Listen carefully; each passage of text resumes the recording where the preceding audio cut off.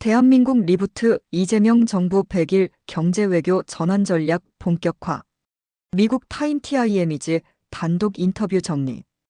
이재명 대통령이 취임 100일을 맞아 국내 정치, 안정화와 경제외교 전환 전략을 잇따라 추진하며 대한민국 리부트의 속도를 내고 있다.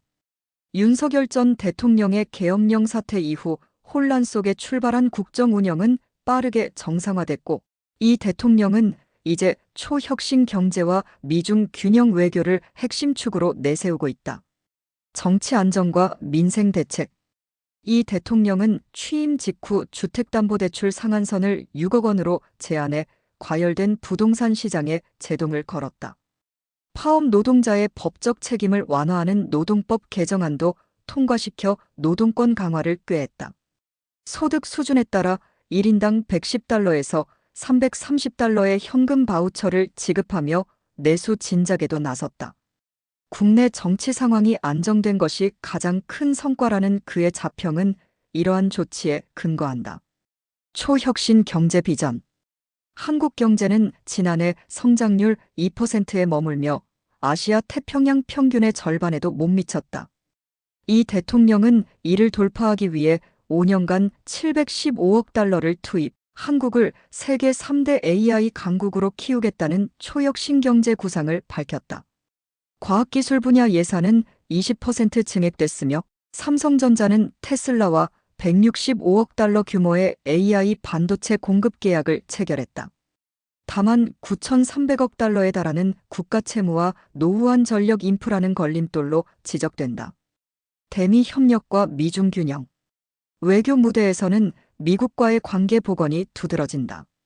트럼프 행정부가 부과한 25%의 한국산 자동차 관세를 15%로 낮추는 대신 한국은 3,500억 달러 투자 계획을 제시했다. 이후 추가로 1,500억 달러 투자도 약속했다. 일본을 첫 방문지로 삼아 17년 만에 한일 공동성명을 발표한 것도 주목할 만하다. 그러나 중국과 러시아, 북한이 주도하는 혼란의 축이 부상하는 가운데 한국이 미중 대립의 전선이 될 수 있다는 우려도 커지고 있다.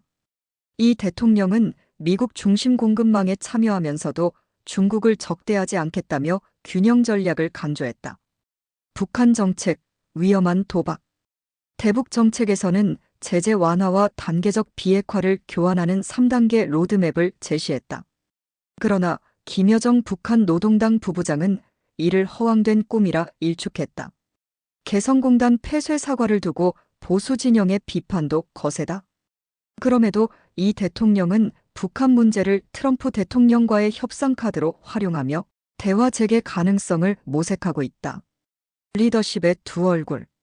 가난한 농가 출신에서 공장 노동자, 산업재해, 장애인, 인권 변호사, 성남시장 경기도지사를 거쳐 대통령에 오른 이 대통령의 서사는 민중 대통령 이미지를 강화한다. 그러나 논란 많은 측근 사면, 과감한 대북 행보, 재정 한계 등은 정치적 부담으로 작용한다. 실제로 그의 지지율은 7월 63%에서 8월 51%까지 떨어졌다가 트럼프와의 성공적 회담 이후 반등하는 등 등락을 반복했다. 향후 과제. 오는 10월 한국은 20년 만에 아시아 태평양 경제 협력체인 APEC 정상회의를 개최한다. 미국과 중국 정상이 모두 참석하는 이 회의는 한국이 외교 중심 무대로 복귀할 수 있는 시험대다. 그러나 초저출산, 청년 실업, 전력망 부족과 같은 구조적 과제가 산적해 있다. 이 대통령은 타임지와의 인터뷰에서 대한민국은 매우 심각한 위기 상황에 처해 있다며 경제를 성장 궤도로 올리고 국민의 기회를 늘리는 것이 최우선 과제라고 밝혔다. 그의 대한민국 리부트 전략이 성공할 수 있을지는 이제 본격적인 시험대에 올랐다. 이재명 대통령 취임 100일 리포트. 1. 혼돈 속 취임, 그리고 빠른 정상화. 2025년 6월 3일 대통령에 당선된 이재명 대통령은 첫 출근부터 전임 윤석열 전 대통령의 계엄령 사태 후유증으로 큰 혼란을 겪었다. 집무실은 쓰레기와 함께 컴퓨터조차 정리되지 않은 상태였으며 문 열기조차 쉽지 않았다. 그러나 불과 100일 남짓한 기간 동안 이 대통령은 주택시장 안정화 대책, 파격적 현금 바우처 지급, 파업 노동자, 법적 책임 완화 등 일련의 정책을 통해 국내 정치의 안정을 빠르게 회복했다. 경제 제도약 전략 초역 신경제. 한국 경제는 2024년 GDP 성장률 2%에 머무르며 아시아 태평양 평균의 절반에도 못 미쳤다. 이 대통령은 이를 타개하기 위해 과학기술 예산을 20% 확대하고 5년간 715억 달러를 투자해 한국을 세계 3대 AI 강국으로 만들겠다는 구상을 밝혔다. 이미 테슬라는 삼성의 미국 텍사스 신공장에서 165억 달러 규모 AI 반도체 생산 계약을 체결했다.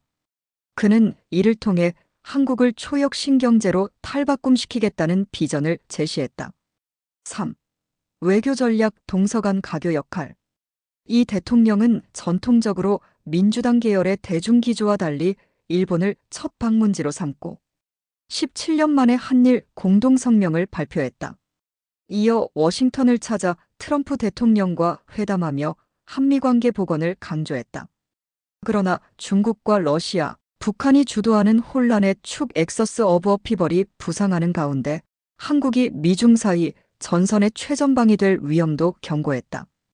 그는 미국 중심 공급망에 참여하면서도 중국을 적대시하지 않는 균형을 강조했다. 4. 트럼프와의 협상 투자와 외교의 교차점. 미국과의 통상 협상은 가장 큰 외교적 과제였다. 트럼프 행정부가 한국산 자동차에 25% 관세를 부과하면서 한국 수출이 급감했으나 이 대통령은 7월 말 관세를 15%로 낮추는 대신 3,500억 달러 투자 약속을 이끌어냈다. 이어 8월 백악관 회담에서는 추가로 1,500억 달러 투자 계획을 내놓았다. 협상 과정에서 과도한 미국 요구에는 수용하면 자신이 탄핵당할 수준이라며 합리적 대안을 제시했다고 밝혔다. 5. 북한 정책 제재 완화와 단계적 비핵화. 이 대통령은 북한과의 교류 복원을 위한 3단계 접근핵 활동 정지 감축, 비핵화를 제안하며 대북 제재 부분 완화를 통한 협상 가능성을 언급했다. 이는 트럼프 대통령의 노벨 평화상 열망을 자극하는 외교적 카드로도 활용될 수 있다고 평가된다. 그러나 김정은 정권은 이 같은 화해 제스처를 허황된 꿈이라 비난하며 냉담한 태도를 보였다. 6. 국내 정치 과제와 도전. 이 대통령은 논란이 된 인사사면, 개성공단 폐쇄 사과 등으로 보수 진영의 비판을 받았다. 국정부채 9,300억 달러, 전력망 부족 등 구조적 제약도 발목을 잡는다. 하지만 7월 63%까지 올랐던 지지율이 8월 중순 51%로 하락했다가 트럼프와의 성공적 회담 이후 다시 반등하는 등 국정 운영에 대한 국민적 기대는 여전히 높다. 7. 인간 이재명의 서사.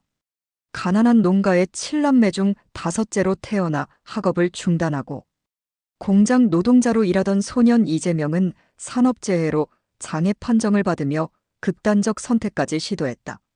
그러나 뒤늦게 법학을 공부해 사법시험에 합격하고 인권노동 변호사로 활동한 뒤 성남시장, 경기도지사를 거쳐 대통령에 오른 그의 삶은 한국의 압축 성장을 닮아 있다. 그는 죽을 수 없으니 더 잘 살아야겠다고 생각했다며 자신과 국민의 의지를 겹쳐 말했다. 8. 전망. 이재명 대통령은 10월 한국에서 20년 만에 열리는 아시아 태평양 경제협력체인 APEC 정상회의를 통해 한국을 다시 아시아 외교의 중심으로 세우겠다는 포부를 밝혔다. 그러나 미중 전략 경쟁, 북한 문제, 국내 경제 난제라는 3중의 도전이 남아있다. 그의 대한민국 리부트가 성공할 수 있을지는 이제 본격적인 시험대에 올랐다.